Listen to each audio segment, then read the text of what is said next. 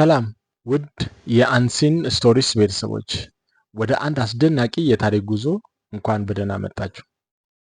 የለውጥ አርአያ የሚለውን ቃል ብዙውን ጊዜ እንሰማለን።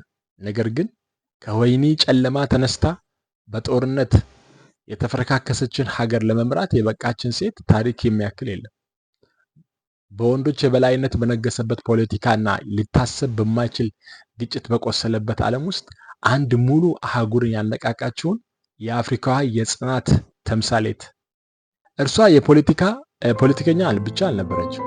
ይልቁንም ይቻላል የሚለውን አስተሳሰብ በአዲስ መልክ የቀየረች የለውጥ ማዕበል ነበረች። ይህ የኤለን ጆንሰን ሰርሊፍ ታላቅና እውነተኛ የህይወት ታሪክ ነው። ነገር ግን ኤለን የጀግናዋን ታሪክ መስማታችን በፊት የተነሳችበትን ገሃነም መረዳት አለብን። ማለትም አስጨናቂ የህይወት ጊዜ። ላይቤሪያ ለ14 ረጅም ዓመታት በእርስ በርስ ጦርነት ስትታመስ የነበረች ሀገር ነበረች። ከተሞቿ ፈራርሰው ህዝቧ በስደትና በስቃይ ተውጦ የልጅ ወታደሮች የሀገሪቱን ህሊና ያቆሰሉበት የጨለማ ዘመን ነበር። ሩብ ሚሊዮን ህዝብ ያለቀበት፣ 1 ሚሊዮን የተፈናቀለበት፣ ተስፋ የሞተባት ምድር ትመስል ነበር ላይቤሪያ። ይህ ሁሉ የሆነው በፕሬዝዳንት ቻርለስ ቴይለር አምባገነናዊ አገዛዝ ነበር። በ2003 እንደ አውሮፓውያን አቆጣጠር እርሱ ከስልጣን ሲወርድ ላይቤሪያ ለመጀመሪያ ጊዜ የሰላምን አየር ተነፈሰች።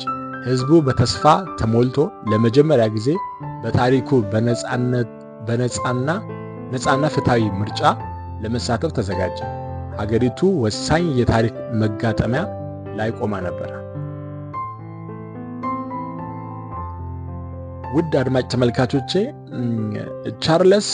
ፕሬዝዳንት ቻርለስ ቴይለር ከሱ ቀደም በላይቤሪያ ፕሬዝዳንት የነበሩት ሳሙኤል ዶን በመግደል ነበረ፣ ከግድያ በመፈጸም ከስልጣን በማስወገድ ነበረ የላይቤሪያን የስልጣን የተረከበው።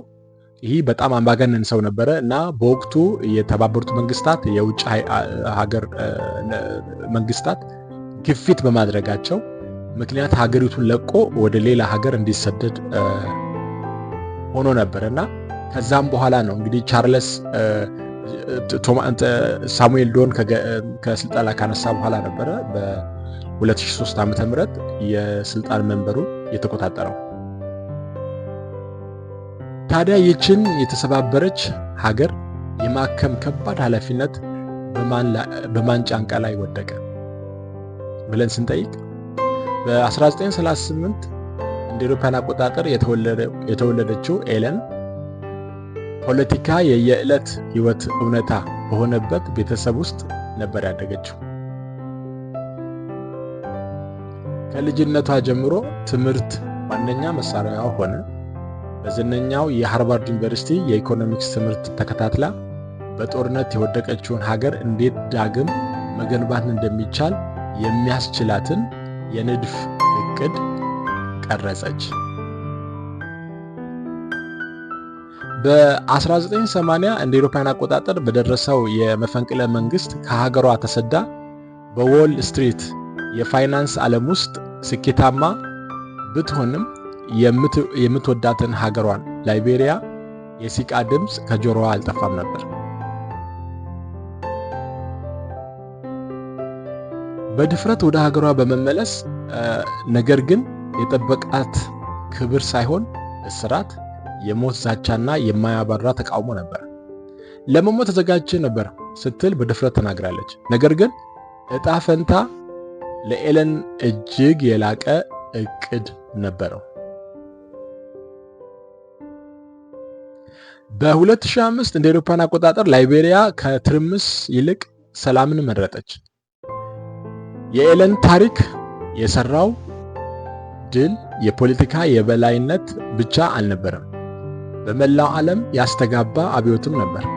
አፍሪካ በታሪኳ የመጀመሪያዋን በዲሞክራሲያዊ መንገድ የተመረጠች ሴት ርዕሰ ብሔር አገኘች። አንዲት አያት የቆሰለችን ሀገር ለመፈወስ ቃለ መሐላ ፈጸመች። የስልጣን ዘመኗ ከተአምር ያላነሰ ነበር። ላይቤሪያን አንገቷን አስደፍቶ የነበረው የ4.6 ቢሊዮን ዶላር ዕዳ ጫና በብልሃት አስወገደች። መንገዶችን፣ ትምህርት ቤቶች፣ ከሁሉ በላይ ደግሞ በሕዝቡ ልብ ውስጥ የተሰበረው እምነትና መተማመን ዳግም መገንባት ጀመሩ። ማንነታችን ጦርነት አይገልጸውም ስትልም ለመላው ዓለም በጽናት አውጃለች። በ2011 እንደ አውሮፓውያን አቆጣጠር የተሸለመችው የኖቤል የሰላም ሽልማት በአፍሪካ ሴቶች ውስጥ ያለውን ታላቅ ኃይል ለመላው ዓለም ያሳየ ክስተትም ነበር። መንግስቷን በእናቶች በእህቶችና በጠንካራ ታጋይ ሴቶች ሞልተዋለች። አንዲትን ሴት ብታበረታ ስትል ተናግራለች። አንድን ሙሉ ሀገር ታበረታለህ ብላለች። ከዚያም ፈጽሞ የማይታሰበው መዓት ተከሰተ። በ2014 የኢቦላ ገዳይ ወረርሽኝ ሀገሪቱን ሲያጥለቀልቅ የዓለም የላይቤሪያን መውደቅ ጠበቀ። ነገር ግን ሰርሊፍ የእውነተኛዋን የጽናት ምሳሌ የሆነች እመቤት ቆራጥነትን አሳየች። በድፍረት ድንበሮቿን ዘጋች፣ ለዓለም አቀፍ እርዳታ ተማጸነች፣ ከበሽታው ከተረፉትም ጋር በአካል በመገናኘት አብራቸው አለቀሰች። በእርሷ የማያወላውል አመራር ላይቤሪያ ይህንን ገዳይ ወረርሽኝ በማሸነፍ የመጀመሪያዋ ሀገር ሆነች።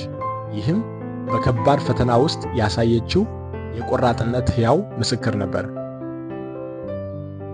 ጡረታ መውጣት ለኤለን ጆንሰን ሰርሊፍ ይህ ቃል በጣም ጡረታ መውጣት ለኤለን ጆንሰን ሰርሊፍ ይህ ቃል በቃላት መዝገባ ውስጥ እንኳን የለም። ዛሬ በአሙጃዬ ተነሳሽነቷ አማካኝነት ቀጣዩ ትውልድ የአፍሪካ ሴት መሪዎች ሰራዊት እየገነባች ነው።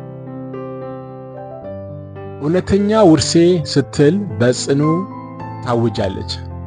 የፕሬዝዳንትነት ዘመኔ ብቻ አይደለም፣ ይልቁንም ማንም ሊያስቆመው የማይችል ወደፊት በላቀ ኃይል የሚቀጥል ታላቅ ንቅናቄ ነው የምትለው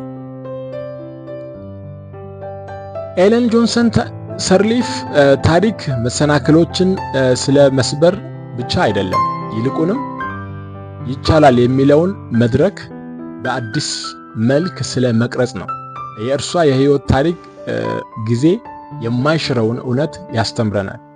እውነተኛ ኃይል የሚገኘው በስልጣን ላይ በመጣበቅ ሳይሆን ሌሎች የራሳቸውን ታሪክ እንዲገነቡ በማነሳሳትና በማበረታታት ነው ትላለች። እንግዲህ ውድ አድማጭ ተመልካቾቻችን ለዛሬ ያለኝ ይሄንን ይመስላል። እንግዲህ በሌላ የታሪክ ማህደር እስክንገናኝ ድረስ ለዛሬው መልካም ቀን እያልኩኝ እንግዲህ ይህንን ዩቲዩብ ቻናል ላይክ፣ ሼር፣ ሳብስክራይብ እንድታደርጉና እንድትደግፉን እና ደግሞ ያላችሁን አስተያየት ኮሜንት እንድታደርጉን እንላለን። ስላዳመጣችሁ እናመሰግናለን። ባይ